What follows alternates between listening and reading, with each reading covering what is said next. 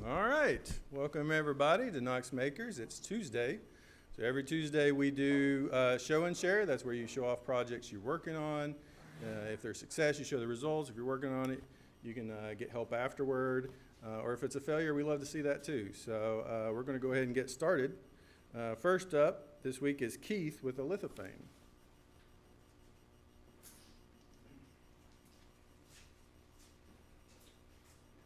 Thanks. So I don't know if everyone knows what a lithophane is. I think probably most people do. So it's a way of creating a picture by taking a piece of transparent or translucent plastic and shining a light through it. And so the thicker the plastic, the more the light shines through. And this works really well for backlit. So, all right, this is just out of Korean.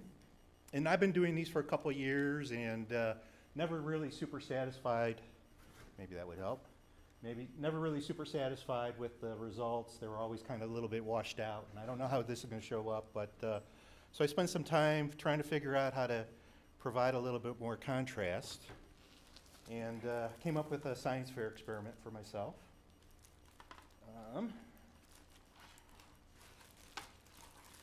Interesting. And that science fair is, and I do it a little bit different. So there's websites you go to, you upload a picture, and it gives you a G code for a 3D printer, and it's really pretty simple. I do mine by machining corian. And in order to figure out what exactly was going on in terms of here's the thickness and here's how much light comes through, actually, this is not going to focus. But I basically milled a piece that has little squares, and the first square is 1/1000th of, or 1/100th of an inch thick, and then 2/100ths, and so on. And then I was able to backlight the whole thing uniformly, measure how much light was getting through, and capture that. Let me see if I do this again. Nope, here we go. And so I came up with this graph. So the janky blue line is what came through with a 100th, a 200th, 300ths, and so on. The dotted blue line was the fit to that, and I actually fitted an exponential curve to it. And the red line is my correction to that. So by putting all those things together and creating a program that then corrects for that, you just read an image, it applies the correction and spits out a new image. I came up with this. Wow. Yeah, so quite a bit better. Can you show them side by side? Sure.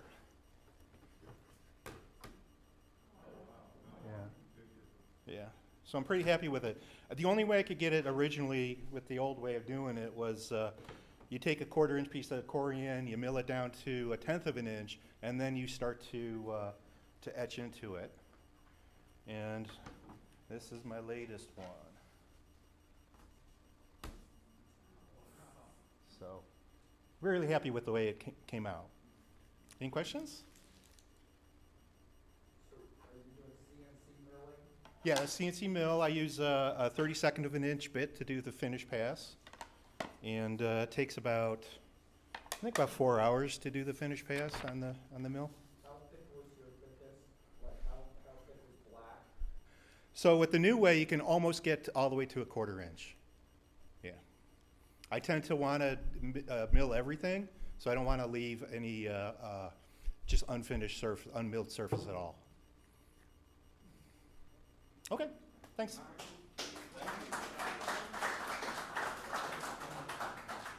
Thank you, that was very cool. Next up, we have Mark who's going to show off a chest of drawer. I'll take this off while I'm up here and see if I can get this correct now. Okay, or did someone already do that for me and did it again? Okay, good. I actually got it. Great. Okay, so one more little project.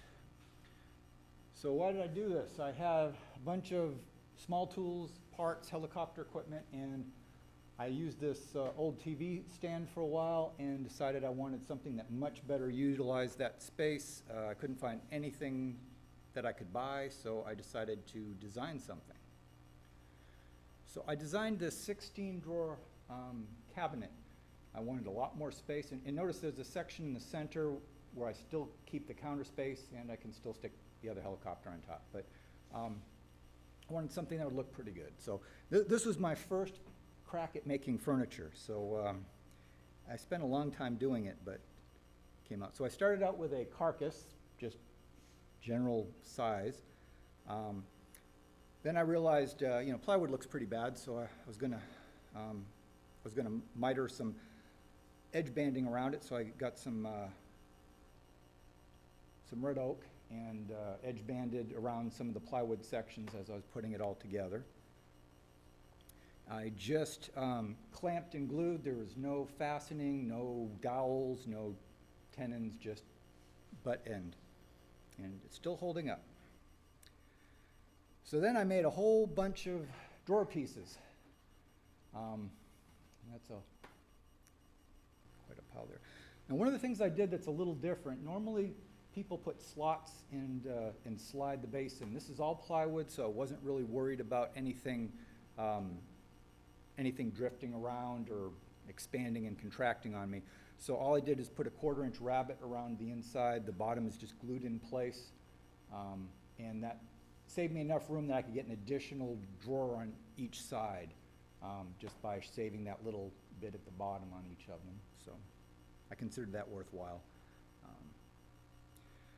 And then I wanted something in front of these ugly plywood drawers, and I had some red oak flooring that I decided to repurpose, and I got tendinitis pulling nails out of these boards, but anyway, this is one of the good things that came out of it.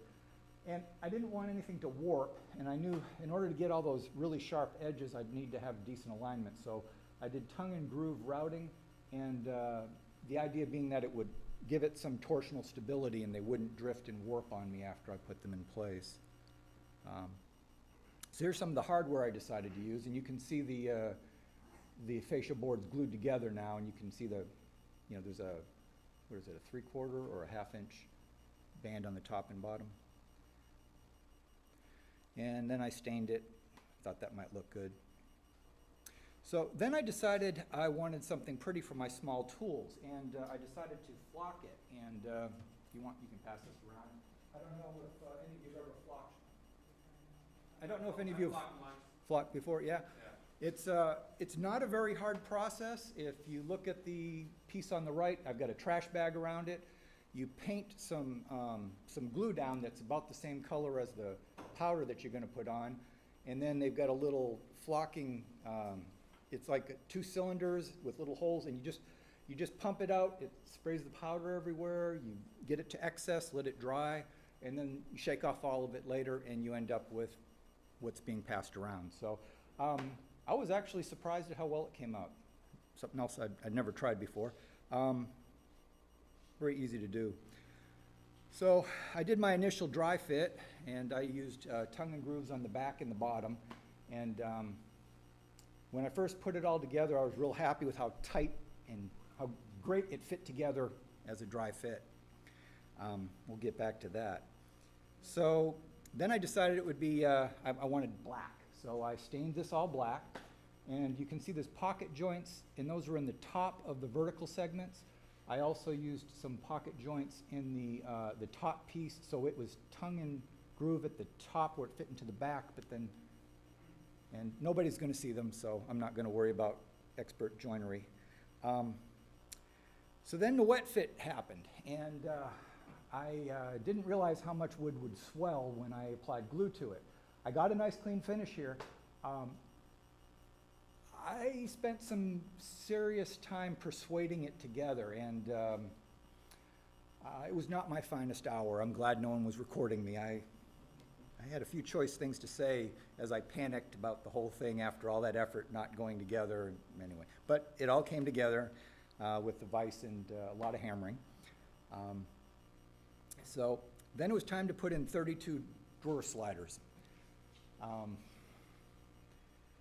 So first I started out, I set the drawers in place, put the fascia boards in place, and I made little jigs, and you can see one in the very back by where the drill is.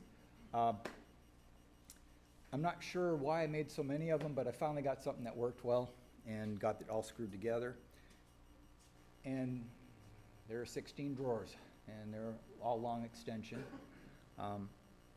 So then once again, these things are really tight tolerances to fit together well, so I had everything all wedged and taped and clamped, and then I drilled through the fascia boards into the drawers in slightly oversized holes for the handle, so I'd have a little bit of room to adjust them and tweak them afterwards. So here they are, all just screws holding them on.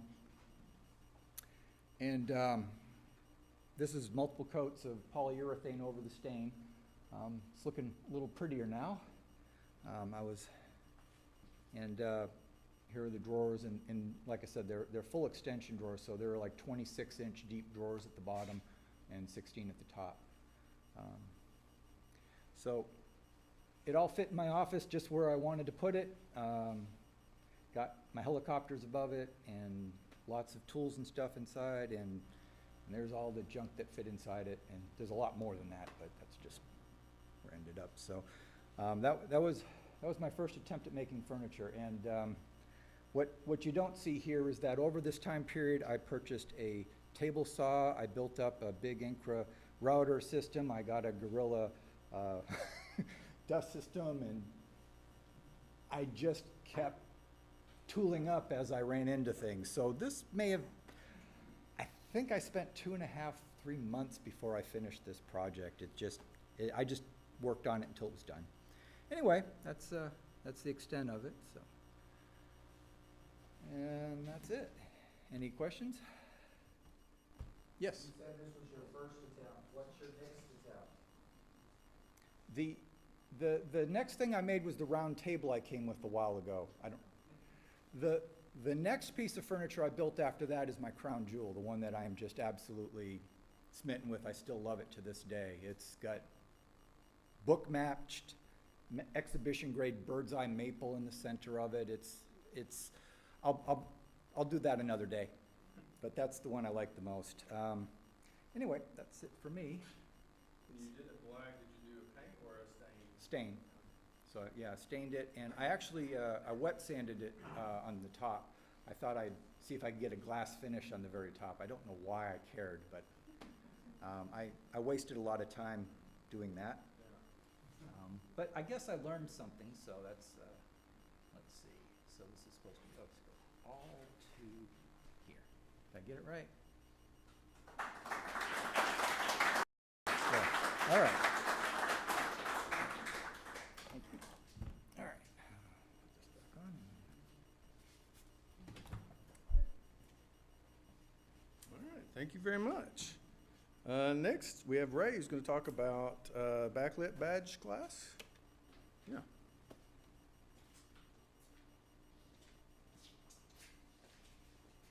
Thank you, John Dale.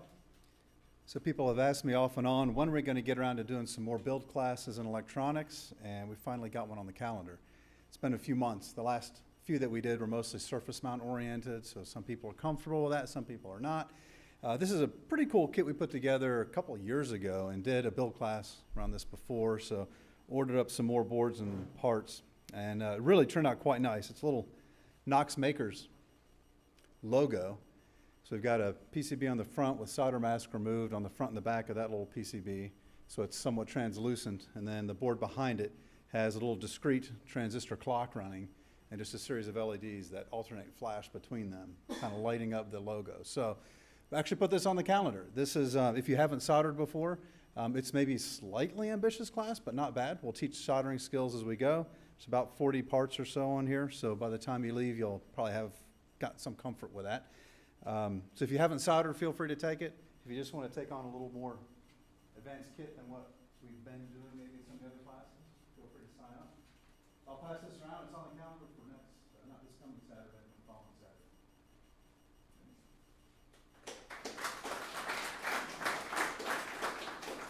Thank you, Ray. And we're going to ended up with Green Who's going to show us off a table and maybe a camera. This is not a table. This is a class I'm thinking about teaching. This is a joinery mallet. You could also make something similar to like a Thor's hammer or something like that if that interests you, or if you just want to like crush things. I'm going to pass this around. If you're interested in learning how to make one of these things, it's a really quick, simple, fun class. Let me know and I'll get one on the calendar, so I'll send that around.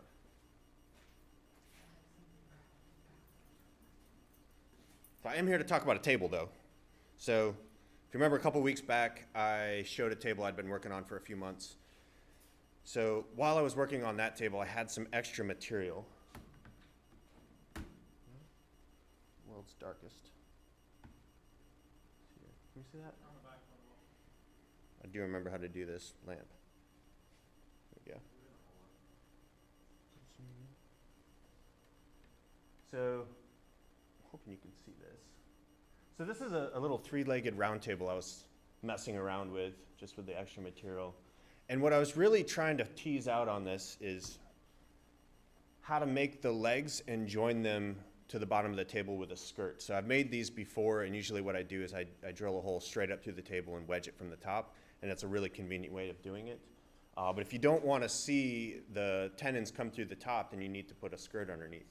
So this one I made really challenging on myself. So the legs are triangled and tapered in every direction, which means the skirt has to be a compound angle. And to lay out a tenon on that I found to be incredibly difficult.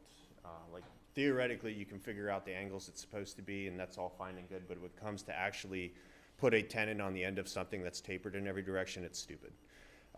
So I went back to the drawing board on that one. I started thinking about it a little bit more, and I figured that a round leg would actually be significantly easier. So when I got done with those first two tables, and I was going to bring that little one in here so you could check it out. To put that one together, I actually just ended up screwing it from the inside and pocket screwing the last two and just covering them with dowels. So it's inconvenient to take back apart, and it was really a chore. The new one, I was able to get it here before it rained, is right here. So which side do I have to stand on, Billy? This side? So this one's kind of cool. This is an African mahogany version of the same thing. And if you look at the bottom, you can see the skirt that's on it. This one is pretty much bomb-proof. I feel like you could jump on the top and it would hold together just fine. I put a big chamfer on the bottom, which I thought was kind of cool. World's most expensive one. That one. But I want to show you how I did it. It's kind of cool. So we don't have a lathe large enough to turn legs that long. So I had to build them by hand, which is kind of fun. So you start with square stock. Hoping this would turn that down, maybe. So you start with square stock and you cut a long taper on it with the table saw. So you end up with like a rectangle that tapers to the center. And I built a little jig like this that holds it on a 45 bias. And that allows you to start turning it round. So I think this one here shows the taper on it. Again, you can't see anything. See on this, I'm hoping you can see that. So you can see on that, basically I start faceting the sides. You turn it from 4 sides to 8 sides, 8 sides to 16 sides, and you just keep doing that over and over again until the thing comes out some semblance of round. So there they are, all round. And you can see I'm starting to cut the tenons on the skirt there. And I actually laid out the angle on the legs just by holding it up and getting it to an angle that I thought looked aesthetically pleasing. And then you can use 2 different angle finders. One to get your primary angle to the center, and then you point another one, about 60 degrees off, which would be in the direction of the next leg. And you can get something that's relatively close, and then you can go cut that. And then you can mark off from that single primary angle to get the location of your tenons. So you can see how that starts coming together. You see the joint is actually quite complicated. It's really cool. And then to align them, so I'm using an English mortising chisel here, which if you've never seen one, think of a chisel that's about a 1/4 inch wide, but like an inch thick. So it holds itself in alignment and doesn't twist as you're driving it through. And so what I did is I gave myself a sight line on the end. You can see it right there. This is the shortest thing.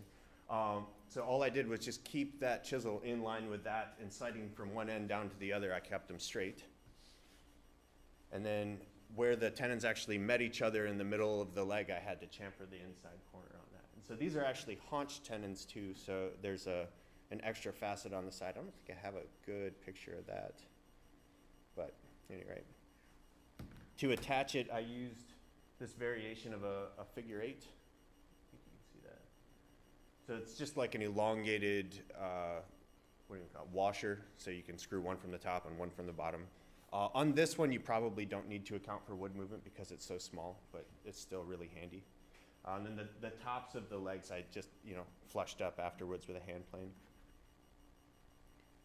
So you can see what that looks like underneath when you actually attach it. Yeah. And then, because sometimes my wife takes the pictures instead of me, I think I got a good one of this one. There it is in my house, which I think is sweet.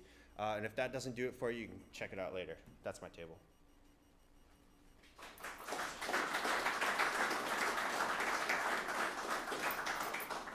How did you cut the circle around you got the tenon, which is straight, but then you had to cut a circle to match the profile of the leg? Yeah, it's by no means perfect, and I don't think it needs to be because nobody's like sighting it from underneath. But what I did is I dry fit the whole thing together and then just scribed around it. Yeah. And then chiseled it out? Mm-hmm. Yep, just real sharp chisel. You can run it right across on the bias. It's real easy. The hardest thing actually was clamping the legs so I used a strap around the thing, and I took the skirt and I clamped it down to the table and then strapped around it and kept it from sliding up. That was probably the biggest challenge of the whole build. Yeah, thanks. Very nice. Thank you very much, Greeno. Is there anybody else that we've missed on the list that wants to show tonight? All right, going once. Oh, we got one right there.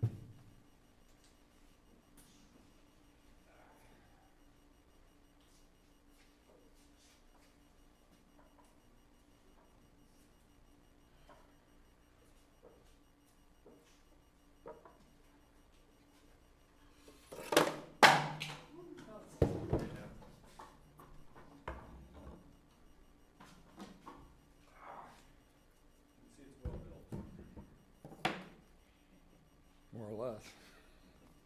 I'm Steve Brown. I've been working on building out my shop, and one of the things I've done is built a table for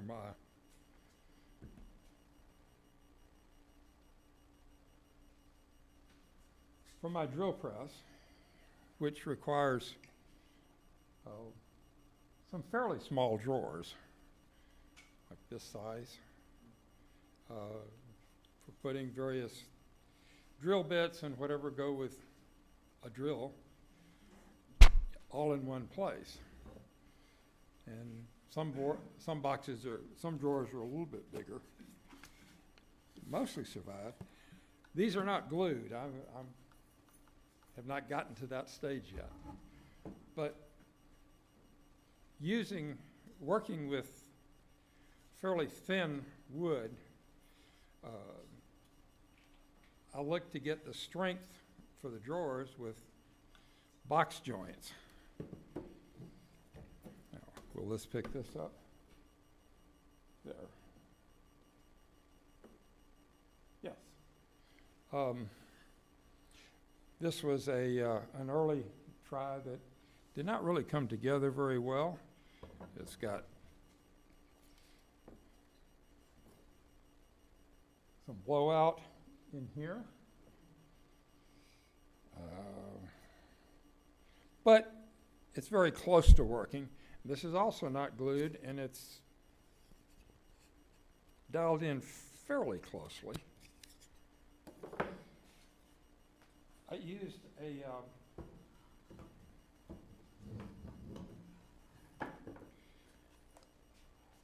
a box joint jig which I made from a, I don't know how much of this you can see. Will this back out?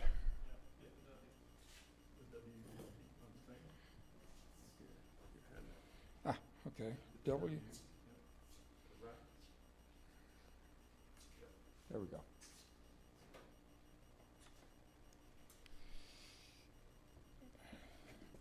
First of all, the bottom, these two pieces of plywood fit exactly into the miter slots on my table saw. And these plywood spreaders hold it exactly so that there's absolutely no play. And I waxed them so that they'll slide. The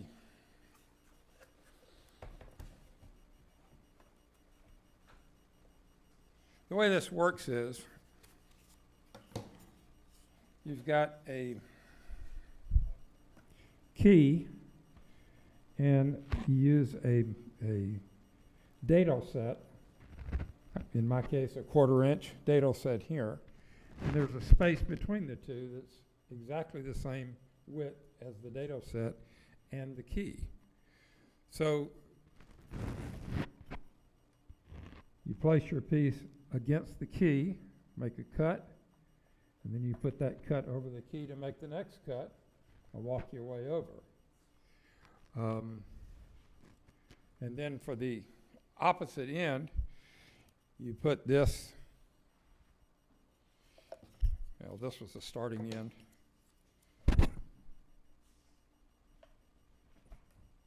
Put that in there, which gives you the way to get your start on the side pieces with the notch at the top, so that they'll go together like that.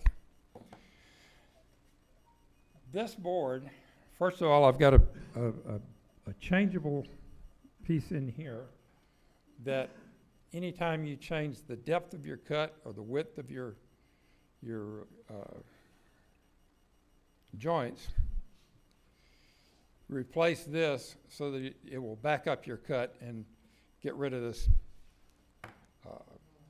all of this blowout that I was getting. And the adjustment,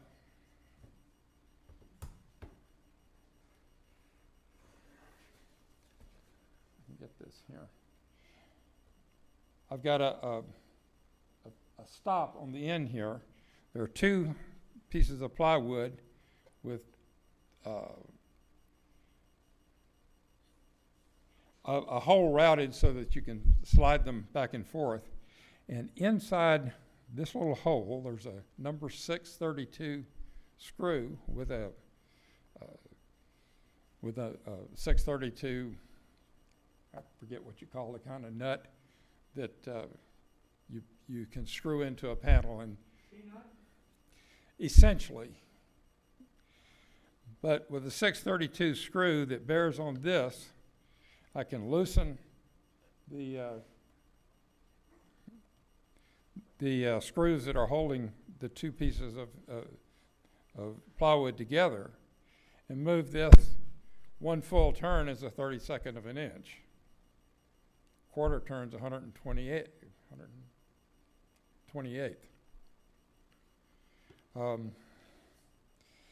There's a video on Woodsmith Shop's website that shows them using this, and it works. Be happy to pass this around.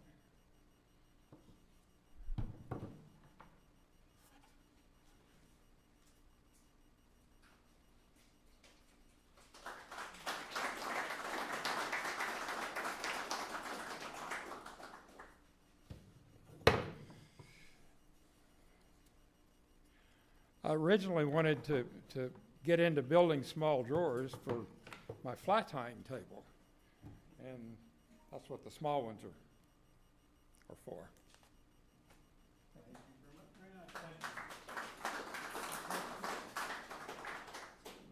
All right, last call. Any more? Going once, going twice, sold. All right, so coming up this week, we have quite a few classes. Tomorrow, we have 2 on lock picking and miters. I think there's still maybe a few tickets. There's 2 for miters and maybe 1 or 2 for lock picking as well. These classes are all on our calendar at knoxmakers.org/events. That's where you sign up to buy tickets. And then Thursday, we have a new members onboarding. So if you're new, or even if you're not new and you just want to learn more about Knox Makers, especially if you're new, you want to at least come to one of those and you can learn about why we're here and why we do what we do and how you can be a part of that. That's Thursday. That one has infinite tickets, so just sign up and then you can come.